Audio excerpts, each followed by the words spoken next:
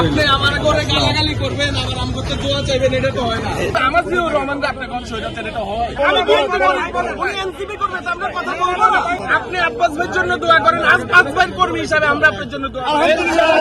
আমরা 5 তারিখের পরে ভাবছিলাম যে আপনাদেরকে নিয়ে একটা সরকার গঠন করবো, কিন্তু আপনারা যে পরিমাণ গালাগালি আম করে করছেন, তাহলে আমরা তো তার সুযোগ রাখেন নাই। এখন মির্জা আব্বাস ধানের শেষ, ইনশাল্লাহ এলাকার স্থানীয় লোক, আমার যদি অপরাধ হয় আপনি আমাকে ধরবেন, উনি এলাকার লোক, এলাকার। এখন আপনাকে আমি এমপি বানাইলাম, ভোট দিলাম, আপনার আমি পাবো কোথায়? আপনার বাসাটা কই? আমি তো এখন পর্যন্ত আমি এবার বলি আপনাকে, জি, আমি এই ঢাকা ভার্সিটিতে ছিলাম। জি জি জি জি, এই পুরা রোডে মানুষ ছিল না?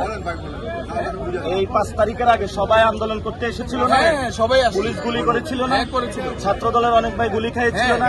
বিএনপির অনেক ভাই গুলি খেয়েছিল না?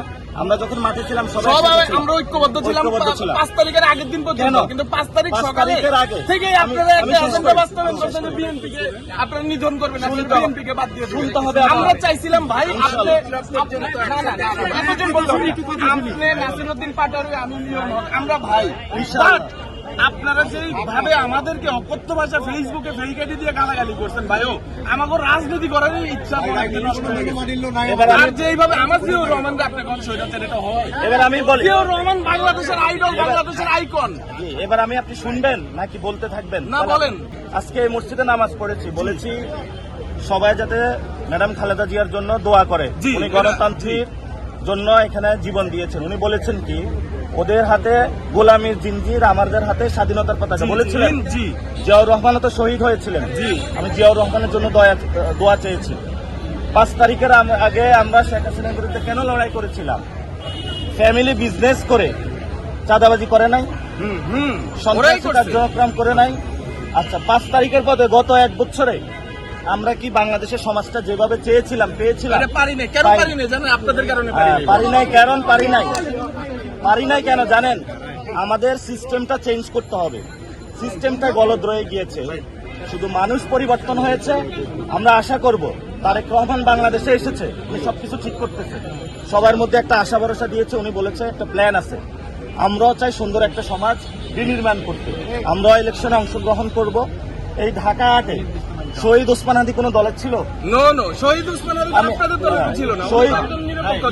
আপনারা ওসমান হাদিরও আপনাদের একক বানিয়ে ফেলছেন, তাহলে তো হবে না। ওসমান হাদির জন্য তো আমি মিছিল করছি, আমার ইনশাআল্লাহ আমি আপনাকে দেখাতে পারবো। অবশ্যই কেন নট অনলি ওসমান হাদি, ওসমান হাদি এবং মুসাদ্দিক, আমরা সবাই বিচার চাই। বাংলাদেশের যতগুলো হত্যাকাণ্ড হয়েছে প্রতিটা হত্যাকাণ্ডের বিচার চাই। শহীদ ওসমান হাদি, শহীদ ভাই, অসুবিধা কই? কথাই বলতেছি। কেন আমাদের ভিন্ন মতের মানুষের সাথে কথা বলবে না উনি? তাহলে উনি কি শুধু এনসিপি এমপি প্রার্থী? ভিন্ন মতের মানুষের সাথে তো কথা, আমি বিএনপি করি, উনি এনসিপি করবে, তো আমরা কথা বলবো না? কিন্তু এখন আমরা কেন পৃথক? আপনাদের সহযোগিতা আমাদের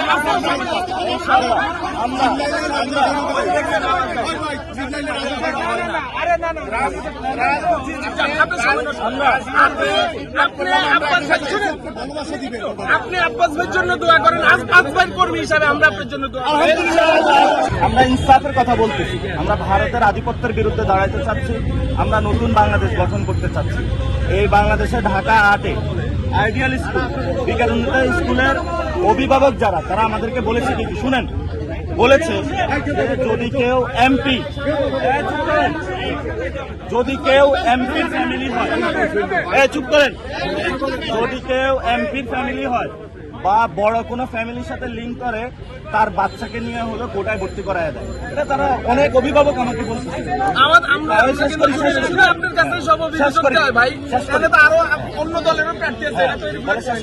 আমরা স্কুল কলেজে কোটার ভিত্তিতে না, মেধার ভিত্তিতে ভর্তি চাই।